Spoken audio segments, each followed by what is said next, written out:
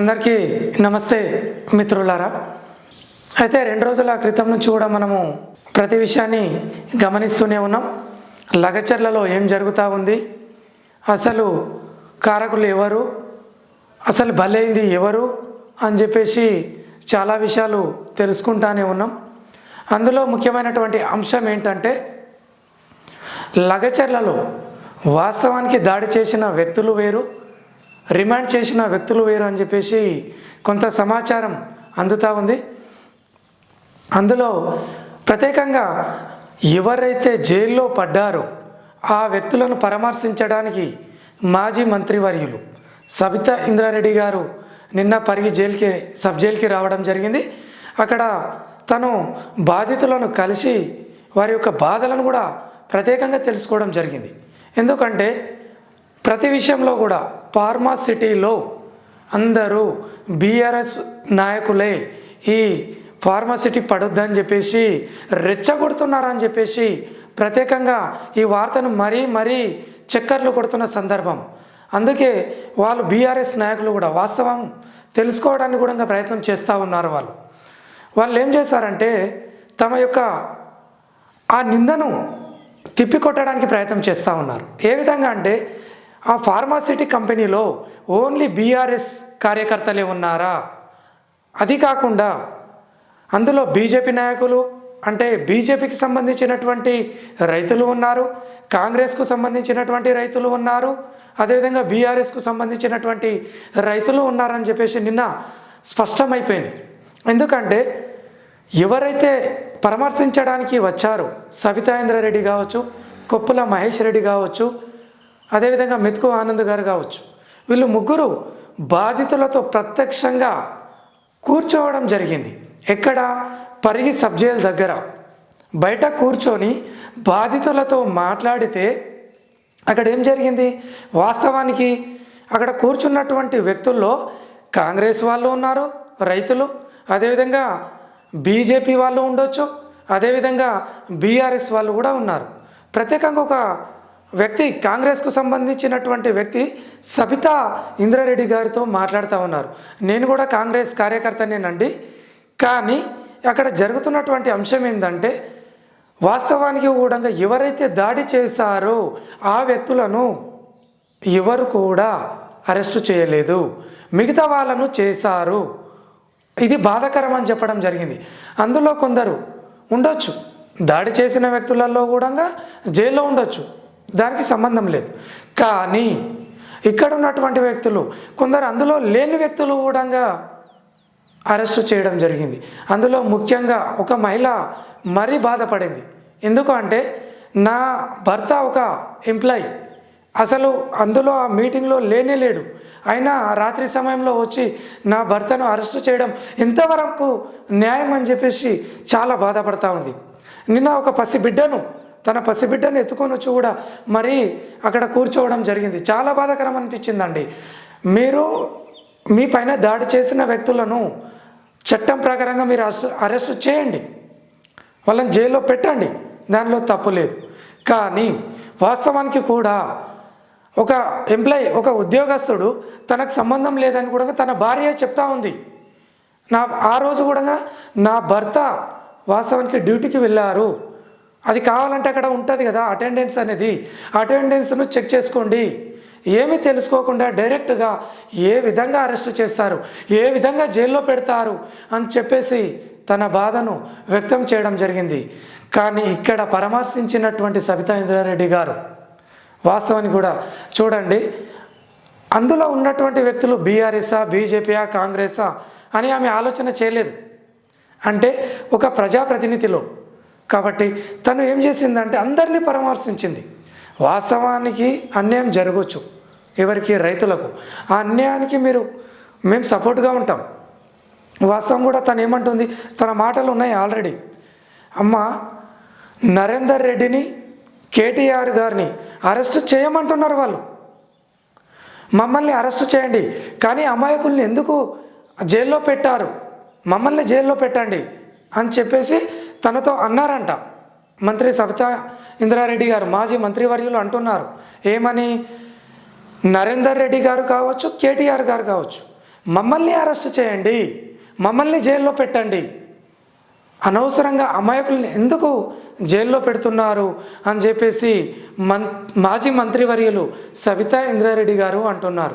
అదేవిధంగా తన యొక్క గొప్పతనం ఏందో తెలుసా అండి, ఆ బాధితులను పరామర్శించేటప్పుడు వాళ్ళ బాధను తెలుసుకోవడానికి ప్రత్యక్షంగా రావడం, వారితో పాటు పరిగి మాజీ ఎమ్మెల్యే కొప్పుల మహేష్ రెడ్డి గారు, అదేవిధంగా వికారాబాద్ నియోజకవర్గం మాజీ ఎమ్మెల్యే మెతుకు ఆనంద్ గారు, తమ యొక్క సైన్యం కావచ్చు, తన కార్యకర్తలు కావచ్చు, అందరూ కింద కూర్చొని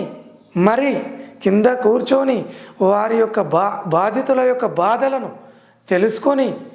తెలుసుకోవడం కోసం మరి కింద కూర్చొని తెలుసుకోవడం అంటే ఎంత వాళ్ళ యొక్క బాధితుల యొక్క మానసిక బాధను అర్థం చేసుకోవడానికి ఆ లెవెల్ నుంచి కూడా కిందికి దిగి కింద కూర్చొని దాదాపు నాకు తెలిసి 40-45 నిమిషాలు కింద కూర్చొని తెలుసుకోవడం జరిగింది. అంటే ఒక నాయకులకు కావాల్సిన వ్యక్తిత్వం ఏంటంటే బాధితులు కావచ్చు, తమ యొక్క కార్యకర్తల బాధలు కావచ్చు, బాధితుల యొక్క బాధలు కావచ్చు, తమ ప్రజల యొక్క సమస్యలు కావచ్చు, అవి తెలుసుకోవాలంటే ఈ మాత్రం కూర్చోవచ్చు అని వీళ్ళు చెప్పడం జరిగింది. కాబట్టి నేను ఇంకొక విషయం ఏంటంటే, మీ ముందుకు తేవాల్సిన అంశం ఏంటంటే, ఎవరు ఎన్ని చెప్పినా, ఎవరు ఏం చేసినా, జైల్లో పెట్టిన వ్యక్తులు వాస్తవానికి నిజమైన వ్యక్తులేనా, దాడి చేసిన వ్యక్తులేనా, అది తెలుసుకోండి. ఎవరైనా పర్లేదు, దాని విషయంలో బాధ లేదు. ఎందుకంటే అందులో ఒక మహిళ తన ఆవేదనను వ్యక్తం చేసింది.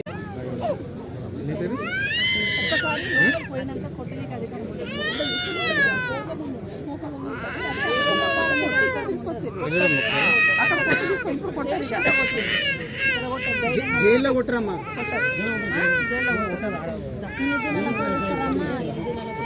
అమ్మ ఇప్పుడు నరేందర్ కూడా పెట్టిండ్రు కదా, కేటీఆర్ అంటే తెలుసు కదా, ఆయన కూడా పెడతామంటున్నారు తెలుసా, కేసీఆర్ కొడుకును కూడా పెడతామంటున్నారు మీకోసం. ఆయన ఏమన్నాడు, ఆయన ఏం చెప్తున్నాడంటే, నన్ను నరేందర్ రెడ్డిని వెళ్తే పెట్టిండు, వాళ్ళని విడిచిపెట్టిండి అంటున్నాడు. ముందు వాళ్ళని విడిచిపెట్టి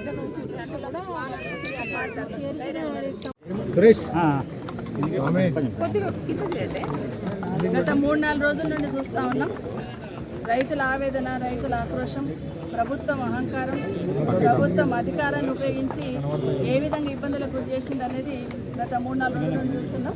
కొడంగల్లో రేవంత్ రెడ్డి గారి ఇలాకా, గౌరవ ముఖ్యమంత్రి గారి ఇలాకా, ఇక్కడ శాసనసభ్యులు ఉన్న రేవంత్ రెడ్డి గారి కాన్స్టిట్యున్సీలలో ఈ నియోజకవర్గంలో 3-4 గ్రామాలలో ల్యాండ్ అక్విజిషన్ చేస్తూ ఉన్నారు. ఫార్మాసిటీ కోసం అనేది ల్యాండ్ అక్విజిషన్ అనేది వింటూ ఉన్నాం. గత 6 నెలల నుండి కూడా వింటూ ఉన్నాం. గత 6 నెలల నుండి కూడా ఈ రైతులందరూ వాళ్ళ ఆవేదన వెలగలుగుతూ ఉంటే మేము మీడియా ద్వారానో పేపర్ ద్వారానో వింటూ ఉన్న సందర్భం. అయినా కూడా ముఖ్యమంత్రి వాళ్ళ ప్రతినిధి కదా, తప్పకుండా వాళ్ళకు న్యాయం చేస్తాడు అనుకున్నాం. వాళ్ళ భూములు తీసుకుంటున్నప్పుడు వాళ్ళని కన్విన్స్ చేసి న్యాయం చేస్తాడు అనుకున్నాం. కానీ ఈరోజు లోపల చూస్తూ ఉంటే లోపల వాళ్ళ ఆవేదన, బయట వాళ్ళ కుటుంబ సభ్యుల ఆవేదన నిజంగా చాలా బాధాకరం. ఆ రోజు జరిగిన సంఘటన దురదృష్టకరం. ఎందుకంటే ప్రభుత్వం తీసుకున్న అనాలోచిత నిర్ణయం వల్ల రైతులు ఇబ్బంది పడుతూ అధికారులను కూడా ఇబ్బంది పెట్టిన పరిస్థితి మొన్న. అది ఎవరు కూడా ఒప్పుకోము. కానీ రైతులకు ఎవరికి చెప్పుకోవాలో అర్థం కాక, ఎవరు వింటలేరే, పెడచమన పెడుతున్నారే, ఇంత అయినా కూడా అరణ్య రోదన అయిపోయింది మా వాదనని వాళ్ళు బాధపడుతూ, మనం జరిగిన సంఘటన బాధపడుతున్నా. ఈరోజు లోపల ఉన్న వాళ్ళు చెప్తున్న అంశం ఏంటంటే, సంబంధం లేని వాళ్ళు, అంటే ఆ రోజు ఆ సంఘటనలో పాల్గొనకపోయినా కూడా కొంతమందిని తీసుకొచ్చి లోపల పెట్టారని. పాప ఒక ఐఐటీ చేసిన అబ్బాయి ఉన్నాడు, కాలేజ్ పోయి వచ్చి ఇంట్లో. మీ పేరు? రాఘవేంద్ర సార్. ఏం పేరు? రాఘవేంద్ర. ఆయన పేరు? సార్ డ్యూటీ చేసి వచ్చిన పట్టుకుని సార్. అసలుకి ఏం డ్యూటీ చేస్తాడు? Panchayat secretary sir. ఎక్కడ, ఏ విలేజ్లో? దౌలతాబాద్ మండల్ చేస్తారు sir. Sangaipalli village, Daulatabad mandal sir. ఆయన ఉన్నాడా దాడిలో అప్పుడు? లేదు సార్, డ్యూటీకి వెళ్ళింది సార్. కావాలంటే చెక్ చేసుకోవచ్చు కదా సార్, ఆఫీస్కి వెళ్ళి. అక్కడ దాడిలో ఎప్పుడు లేరు సార్. డ్యూటీ చేసేటోడు గవర్నమెంట్ ఎంప్లాయ్ అక్కడ ఎందుకుంటారు సార్ అసలుకి. అవును. మరి ఇప్పుడు ఈయన ఎప్పుడు నైట్ టైంలో తీసుకున్నారా, డే టైంలో? నైట్ టైమే సార్. 1కి వచ్చి తీసుకొని వెళ్ళిపోయారు సార్. ఇక అసలు ఈ రోజే తెలిసింది సార్, ఈ జైల్లో పెట్టారని మాకు అసలు తెలియదు. ఇన్ఫర్మేషన్ కూడా ఏం తెలియదు సార్ అసలు. ఓకే. అంటే మరి ఎవరు చెప్పారు మీకు ఈ జైల్లో ఉన్నారు అన్నట్టు? ఊరు వల్ల తరలించిందని అందరూ అంటారు కదా, ఇష్యూ పెట్టిన వాళ్ళు చెప్పారు సార్ ఇక్కడ తరలించిందని, అందుకు వచ్చినాం. అంటే మీకు ఇప్పుడు లోపలికి వచ్చిరా మీరు? కలిసి వచ్చినాం సార్. కలిసిరా? మరి ఏమన్నాడు మీ సార్? వాస్తవానికి ఆయన ఉన్నాడంటనా? లేదు సార్, అసలుకి అన్యాయంగా చేసిందని చెప్తున్నారు సార్.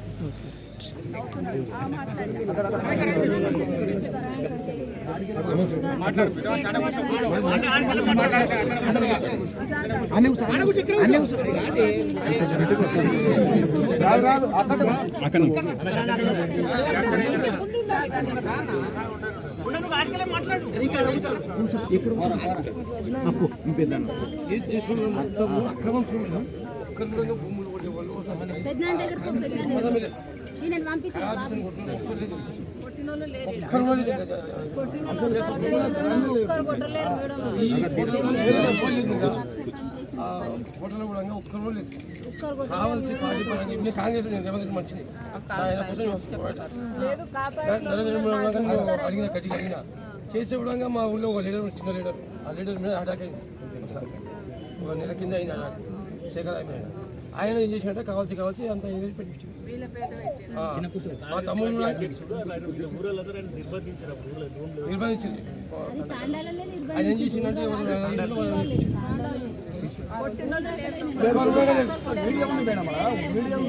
కడ ఆఫీసర్ని కొట్టిన వాస్తవంగా నేను చూసినా, నేను కథ చూసినా ఆ కడ ఆఫీసర్ని కొట్టిన కూడా ఇంకా ఉద్యోగం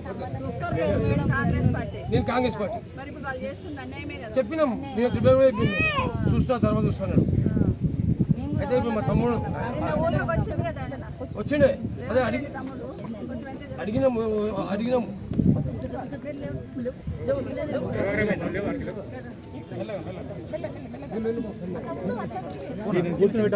మా తమ్ముడు ఏం చేసాడు, బీజేపీ మన ఎంపీ ఎలక్షన్ కావాల్సి పెట్టిన ఇలా బీఆర్ఎస్ ఇలా కొడుకు ఈయన కొడుకు భార్య వాళ్ళు కావాల్సి అది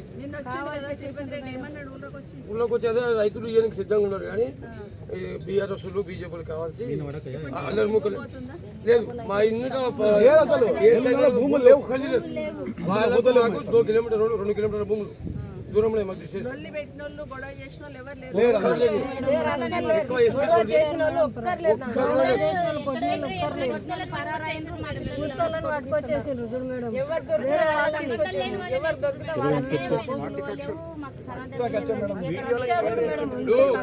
కలెక్టర్ మీద జారీ చేసిన పెడితే మాకు కూడా చేసిండేమో పెట్టినాం అనుకుంటాం దేని కూడా మేము, కానీ అనవసరంగా లేని రుణంగా పెడితే ఎట్లా మేడం? ఇప్పుడు ఒకరికి ఆయన 10 బల్బులు తెచ్చుకోవడం మొన్న బ్యాంకు తోటి ఆ పాలు మీద దిక్కులేదు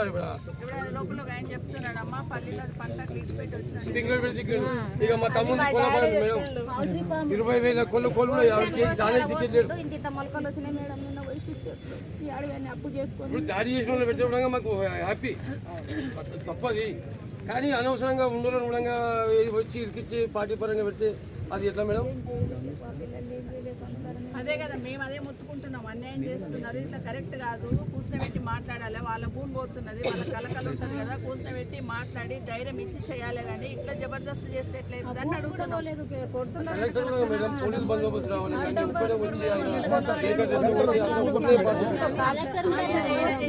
చెప్పిన పాయింట్ కరెక్టే మేడం. మా ఊరికి ఒక 2 కిలోమీటర్ల దూరంలో మీటింగ్ పెట్టింది కలెక్టర్. అది రైతులు ఊళ్ళో వచ్చి ధర్నా చేస్తున్నాడు, నేను కూడా పోలే అనుకో ధర్నా చేస్తున్నాం. చేస్తే ఒక సురేష్ అనే వ్యక్తి ఆడ పోయి కలెక్టర్ మాట్లాడి మా ఊళ్ళోకి రాని సార్ అన్నాడు. అన్నప్పుడు ఇంతకుముందు 10 అటాక్ అయింది కదా మేడం కాంగ్రెస్ అధ్యక్షుడి మీద, అప్పుడు కలెక్టర్ వచ్చిండడికి వచ్చి ఆయన తీసుకొని పోయినప్పుడు ఇంత లొల్లి భూములు పోతున్నాయి ఆల్రెడీ చేస్తారని చెప్పి ఒక 100 మంది పోలీసులను పెట్టుకుని ఆయన ఇంకా రావచ్చు కదా, వచ్చి చేస్తే అయిపోయాయి కదా. ఒక్కడే వచ్చేటికల్లా అంత ఎవరి చేత చెప్పు వచ్చి కల్లా ఆవేశం ఇక ఒక బ్యాగర్ యాదవ్ ఉన్నాడు మా ఊరిలో ఆడే, వానికి తల్లి అంటే ఎవరు వేస్ట్, వాడు ఇంత రాయేసుకొని కర్మ వేసుకుని పెట్టి జైల్లో, కానీ వాడు తాయి వానికి భూమి లేదు ఏమీ లేదు అవార టైపు లొల్లిలా వాడు ఓ రాయి తాయిడు ఓ రాయి ఆదిలో పోయి కాల్మేసిండు వాని మీద యాక్టివ్.